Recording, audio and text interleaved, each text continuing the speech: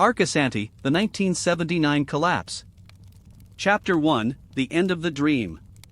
Welcome to Synapse Daily. The high Arizona desert is silent now. The year is 1979. Paolo Soleri stands on the mesa. The golden era is over. The 1976 peak is a distant memory. His vertical city faces a brutal wall. It is a wall made of debt. It is a wall made of reality. The construction cranes have stopped moving. The dust is settling on unfinished concrete. Was this a city or a tomb? For years, the world watched in awe. Now, the world is turning away. The dream of arcology is bleeding out. Everything changes in this dark year. The future feels like a ghost today. Welcome to the collapse of Arcosanti.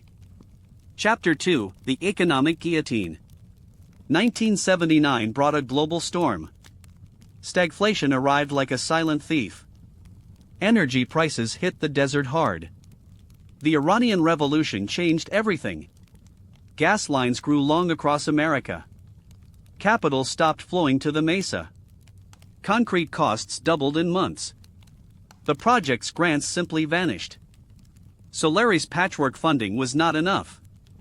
Banks viewed the city as a risk. Investors wanted safe profits now. Utopian labs were no longer trendy. The economic guillotine fell fast. Every day, the debt grew larger. The community felt the cold chill. Survival replaced the joy of creation. The money was gone. The silence was deafening. Chapter 3, Concrete Limbo. The city was trapped in limbo. Arcosanti was an all-or-nothing bet. You cannot live in half an organism. The integrated systems were left exposed. Passive solar vents remained unfinished. Winter winds chilled the concrete vaults. Soleri's lean logic became a burden. The city needed mass to function. Without funding, the mass stayed hollow. Unfinished walls began to weather. The desert sun is a cruel master. It bakes the raw, unprotected stone. Scaffolding stood like skeletal remains. The architecture was frozen in time. It was a masterpiece without a pulse. A vision paused is a vision lost. The lab was now a ruin. Chapter 4, The Social Fracture. The human cost was even higher. The 1976 volunteers were mostly gone. Idealism cannot fill an empty stomach. The community split into two camps. The purists wanted to stay forever. The pragmatists wanted a real life. Bitter debates filled the communal halls. Should they sell the city's soul? Should they build boring, normal houses? Soleri refused to compromise his art. This led to a mass exodus. Lifelong friends packed their bags. The urban laboratory felt lonely now.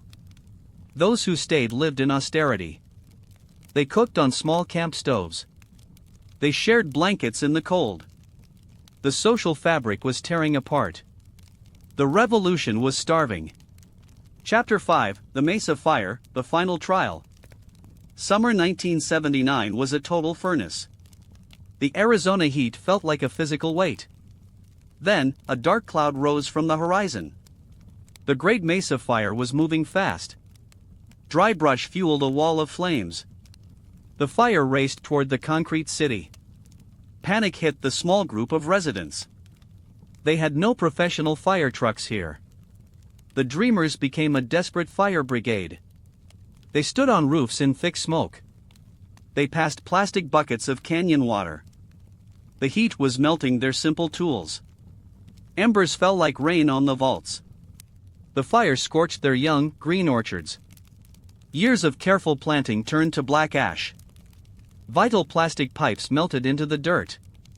Everything outside the concrete was burning. Soleri watched the desert reclaim the land. The fire was a brutal, natural commentary. It mirrored the collapse of their budget. The concrete survived the intense heat.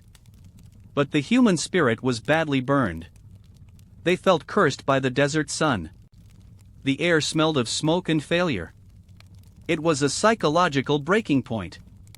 The fire left a permanent, dark scar. Utopia was under a direct, literal siege. The battle was no longer about building. It was simply about surviving the night. Chapter 6: The Art of Survival. Construction work was officially dead. The focus shifted to the foundry. Soleri's bronze bells were the only hope. Molten metal glowed in the dark. Each bell sold kept the project alive. But Arcosanti became a factory town.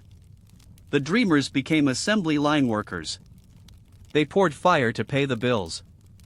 It was a beautiful, metallic burden. The bells carried the desert's voice. They reached galleries in New York. They reached homes in Tokyo. Yet, the profit was a drop. The debt was a massive ocean. Every chime was a plea for help.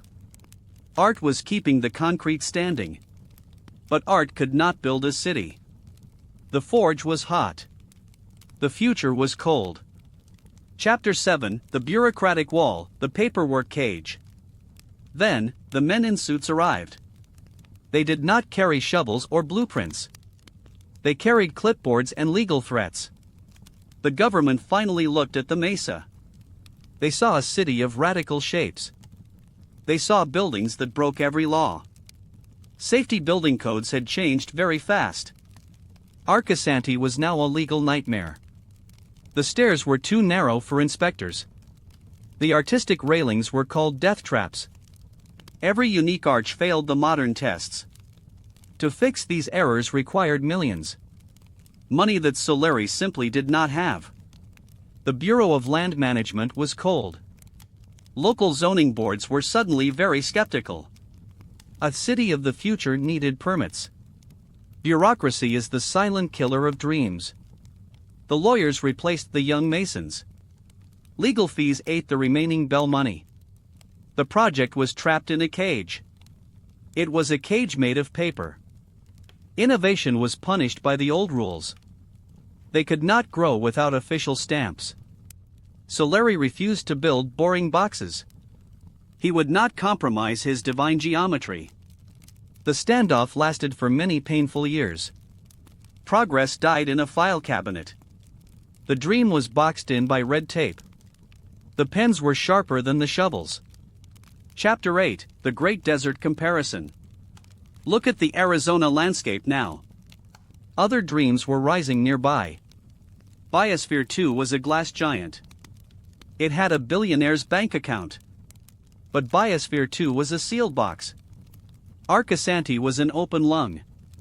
One was technology trying to hide. One was architecture trying to live. By 1979, the public was cynical. They preferred the glass and steel. They wanted the high-tech escape. Soleri's lean alternative felt too raw. It felt like a step backward. People chose the air-conditioned sprawl. The desert became a graveyard of ideas. Arcosanti stood alone in the dust. It was a ghost among giants. Success was measured in dollars. The mesa was empty. Chapter 9: The Psychological Toll. Paolo Soleri became a quiet man. He retreated to his drafting board. The charismatic prophet was tired now. His students felt the heavy silence. The vision was no longer a party. It was a slow, daily grind. Depression settled over the concrete vaults. Many wondered if they were failing. Is a half-city still a city? They lived in a beautiful ruin. They ate simple meals in silence. The joy of 1976 was dead. The urban laboratory was a cell. Every unfinished wall was a reminder. A reminder of what could have been. They were pioneers of a lost cause. The desert wind mocked their effort. Faith was a rare resource. Hope was fading fast. Chapter 10: The Architecture of Failure. Critics began to write their reviews. They called the project a tragedy. They saw only the unfinished shells. To them, density was a mistake. They preferred the safety of suburbs. But Soleri saw something else entirely. He saw a seed in hibernation. A city is not just walls. A city is an evolving idea. 1979 was a test of faith. The halt was a physical limit. But the philosophy had no limits. The compact urban effect remained valid. The world was just not ready. The architecture was a silent teacher. It taught us about our waste. It showed us a leaner path. The ruins were actually a blueprint. Failure is often just a pause. The mesa waited for better days. Chapter 11: The Living Museum. The years passed like desert sand. Arcosanti became a historical landmark. Construction never fully regained its speed. But the site never truly died. It became a living, breathing museum. New students arrived every single year. They learned the old casting secrets. They slept in the 1971 rooms. They rang the famous bronze bells. The 1979 crisis was a filter. It removed the shallow dreamers. It left only the core believers. The site became a time capsule. It preserved the soul of the 70s. The raw concrete took on beauty. Nature began to blend with stone. The urban laboratory was still open. It was a school of survival. The lesson was clear: persist. Chapter 12: The Prophet's Final Breath. Paolo Soleri worked until the end. He died in 2013 at 93. He died inside his own dream. The desert reclaimed its sun finally. He did not leave a city. He left a massive, global question. How shall we live together? His death was a global event. Architects from every nation paid respect. They looked at the 1979 scars. They saw the courage in them. Soleri was a monk of stone. He never chased the easy money. He never built a boring box. The bells rang one last time. The prophet was gone now. But the laboratory was his legacy. The silence was a tribute. The work was his prayer. Chapter 13: Arcosanti 2026, The Final Signal. It is now the year 2026. The global climate is changing very fast. Our modern cities are struggling to breathe. Suddenly, the 1979 crisis looks different. It looks like a long, necessary hibernation. We need Soleri's lean alternative today. Our planet demands the density he promised. Arcosanti is no longer a desert ruin. It is a vital survival manual now. Space agencies study these massive vaults. They see blueprints for future Mars bases. They see how humans can live small. The 1979 failure was actually a gift. It preserved a radical idea in stone. It proved that vision outlasts liquid cash. Money vanishes, but the architecture remains. The bells still chime at every sunset. They call us to imagine a better way. They call us to be truly bold. The desert city is a living lighthouse.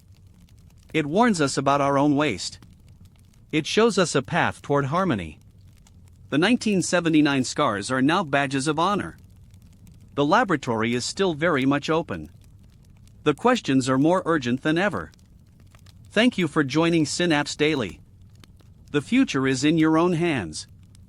You must have the courage to build.